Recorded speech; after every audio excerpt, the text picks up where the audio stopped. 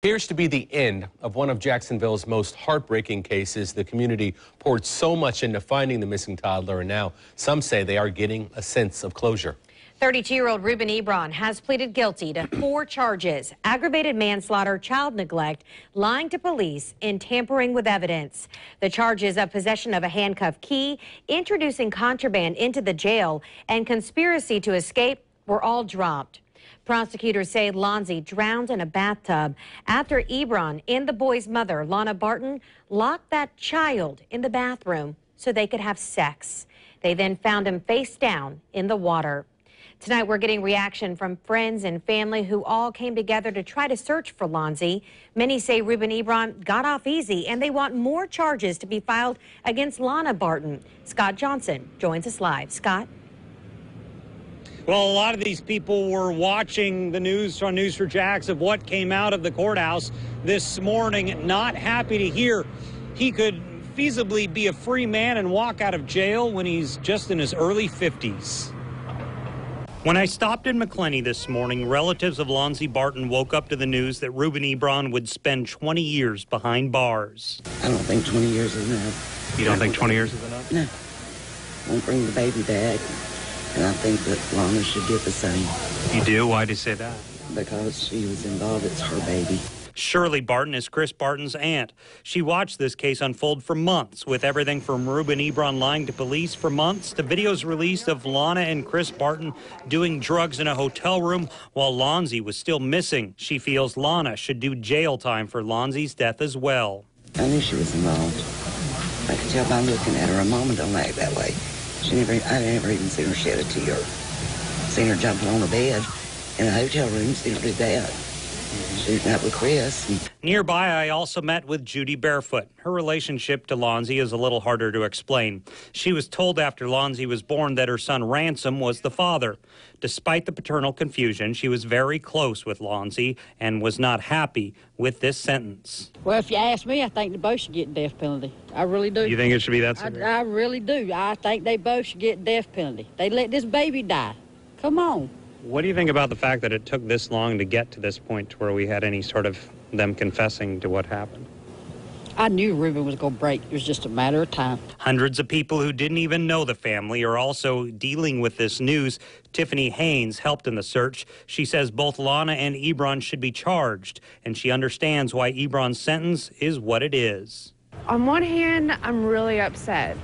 That little boy deserves so much more than that. So much more time than 20 years. But on the other hand, I totally get the state attorney's office and their thought process behind it. That's all they can get from it. And we reached out to attorneys for both Lana and Chris Barton. So far, we have not received a comment from either. We're live downtown to the courthouse. Scott Johnson, Channel 4, the local station. Thanks, Scott. Well, Ruben Ebron claims Lonzie Barton drowned. He said the death was an accident. Channel 4's Marques White has been looking into Lonzie's injuries. He joins us live tonight from the medical examiner's office. Marques. Well, tonight we are still waiting for the report from the medical examiner to be released, but today we did learn new information about Lonzie Barton's injuries, and we did learn that information from a prosecutor who told us that Lonzie Barton had several fractured bones, including injuries to his ribs, which happened after he fell down some stairs weeks before his death. The rib injuries were healing, so investigators don't believe those injuries happened while Lonzie was in Ebron's care. The child also had skull fractures, which appeared to happen after his death. Lonzie's remains are found on January 11th, more than 5 months after he was reported missing. The remains are found in a wooded area off Phillips Highway near State Road 9B. News4Jax crime and safety analyst Gil Smith says because of how his remains were found, it would have been difficult for the medical examiner to do an autopsy. And right now they have to take Ruben Ebron's word for it because the body was exposed to elements. Lonzie wasn't buried. So the body was out in the open, exposed to heat, to rain, to sun, and to animals that are there in the area also. So a lot of evidence would have been gone by the time investigators located the remains. Smith says it also would have been difficult to determine if Lonzie really drowned because the medical examiner would not have had access to his lungs. Randall Alexander is the chief of child protection and forensic pediatrics. He couldn't say if his office worked on the Lonzie Barton investigation, but he did say his office is involved in serious cases. It's hard on us sometimes, even if we're used to doing this sort of work, trying to think about better ways for just our staff members to cope with these cases. He says in cases when a body is decomposed, forensic anthropologists are brought in. We first learned about some of Lonzie's injuries during Lana Barton's July interrogation that was released late last year. She was asked about a head injury he reportedly suffered and fluid coming from his ears. He talked about it being bright in color, like bright purple, bright blue. Like a purplish. Okay. Right now, the medical examiner's office report cannot be released because the investigation is still ongoing. Marques White, Channel 4, the local station. All right, thanks, Marcus. And now joining us now with more insight on this case, News4JAX crime and safety analyst Gil Smith. And, you know, Gil, there's been a lot of talk on social media, and you even heard it expressed in some of the stories that we have in our newscast, that 20 years is just not enough time, many people believe, for Ruben Ebron. But without finding Lonzie's body, how strong of a case do prosecutors really have?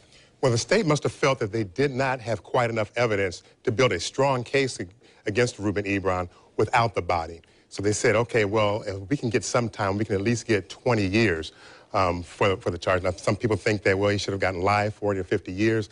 But in so many cases, even here in Jacksonville, people have been tried and found guilty for murder and have gotten less than 20 years of sentence. You know, with game time and that type of thing, sometimes they'll do 10 or 12 years. So they thought that they could just push and get the best they could. And I thought it was a good deal. But Gil, Ruben has been lying this entire time. So why are prosecutors and police now buying his version of events as to what happened to Lonzie that night? They're buying his story now because he decided to make a deal after Lana made a deal. Now, Lana had given them a lot of information, but Ruben didn't know what information that she had provided. But he knew that she could provide information that could implicate him. So he decided, well, I'm going to go ahead and make this deal. Now, when he led them to the body, before they went there, they told him, look, now you have to tell us a story, tell us exactly what happened. Once we get the body, and if your story doesn't match up with the evidence there at the scene, then the deal is off.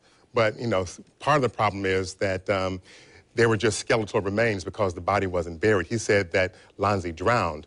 Well, there were no remains there from the lungs to tell if there was water there. And there was some information that he did provide that they already knew. So they knew that he was being at least partially truthful. Gil, got about 45 seconds left, but, you know, how does this hurt Lana moving forward? Her account is much different now than Ruben's. Well, I'm not sure if it hurts her at all. It depends on what type of plea deal that she made.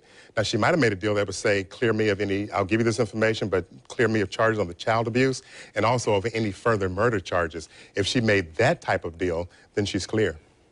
All right, crime and safety analyst Gil Smith providing that expert insight. Thanks so much for your time.